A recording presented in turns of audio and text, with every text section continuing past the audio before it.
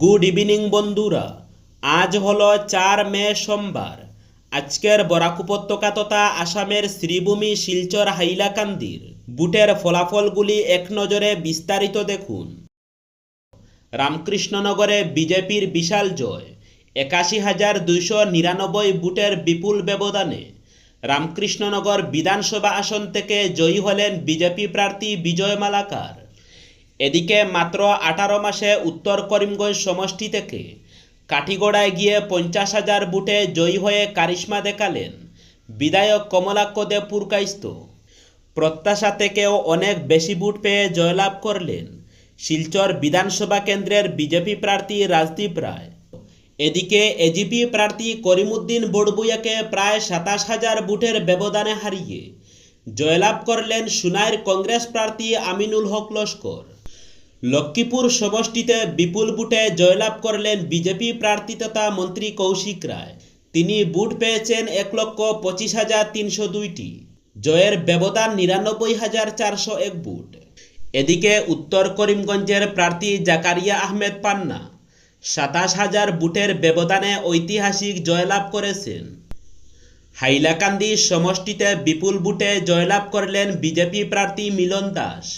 দলাই সমষ্টিতে 44,000-এরও অধিক বুটের ব্যবধানে জয়লাভ করলেন বিজেপি প্রার্থী অমিয়কান্তি দাস। 1 লক্ষেরও বেশি বুটের বিশাল ব্যবধানে আলগাপুর কাটলিছড়া আসনে ঐতিহাসিক জয় কংগ্রেস প্রার্থী জুবাইর এনামের। কংগ্রেসের কাছ থেকে বড়খোলা আসন পুনরুদ্ধার করল বিজেপি।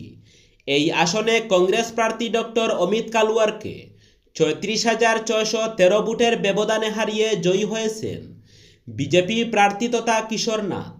গত নির্বাচনে এই আসনে জয়ী হয়েছিলেন কংগ্রেস প্রার্থী মিসবাহুল ইসলাম লস্কর। আজ জয়ের পর নিজের অনুভূতি ব্যক্ত করতে গিয়ে কিশোর নাথ বলেন, 5 বছর পর আবার বিজেপির টিকিটে নির্বাচনে নেমেছেন। এবার জনগণ তাকে বিপুল বুটে জয়ী করেছেন। ফলে বড়খোলাকে নিয়ে তার অনেক স্বপ্ন রয়েছে। রাস্তাঘাট থেকে শুরু করে সার্বিক উন্নয়নে তিনি নজর দেবেন। সঙ্গে এও বলেন, গত 5 বছর ধরে তিনি দলের সঙ্গে থেকে এলাকার উন্নয়নে সচেষ্ট ছিলেন, আর সেজন্যই জনগণ তার উপর ভরসা রেখেছেন। যেমন প্রত্যাশা তেমনই ফল। পাতারকান্দি বিধানসভা কেন্দ্রে বিজেপি প্রার্থী তথা মন্ত্রী কৃষ্ণেন্দু পাল কংগ্রেস প্রার্থী কার্তিক সেনা সিনহাকে পরাজিত করে টানা তৃতীয়বারের মতো জয় ছিনিয়ে নিয়ে গড়লেন হ্যাট্রিকের নজির। এই জয়ের মাধ্যমে তিনি শুধু নিজের রাজনৈতিক অবস্থাকেই আরও মজবুত করলেন না, বরং শ্রীভূমি জেলা বরাক উপত্যকা সহ সমগ্র রাজ্যের রাজনৈতিক অঙ্গনেও এক গুরুত্বপূর্ণ বার্তা পৌঁছে দিলেন। ফলাফল স্পষ্ট হতেই পাতারকান্দি সহ শ্রীভূমি জেলা সদরে শুরু হয় বিজয় উল্লাস। দলীয় নেতাকর্মী ও সমর্থকরা আনন্দ মিছিলে ফেটে পড়েন। ডাকডুল আবির আর উচ্ছ্বাসে মুখর হয়ে উঠে গোটা এলাকা।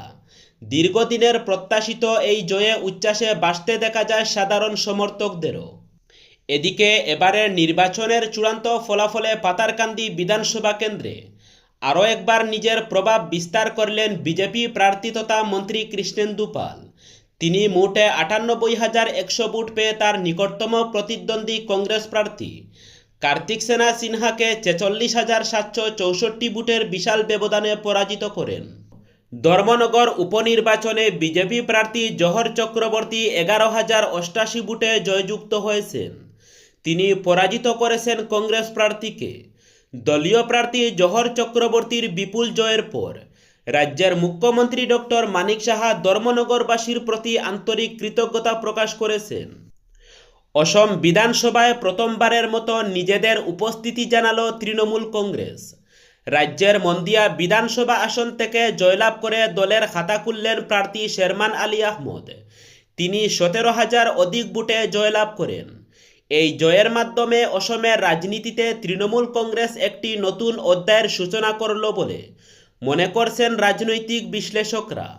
জামুরিয়ায় তৃণমূল কংগ্রেসের দলীয় কার্যালয়ে ভাঙচুর ও অগ্নিসংযোগের ঘটনাকে কেন্দ্র করে ব্যাপক উত্তেজনা ছড়িয়ে পড়ে এলাকায়।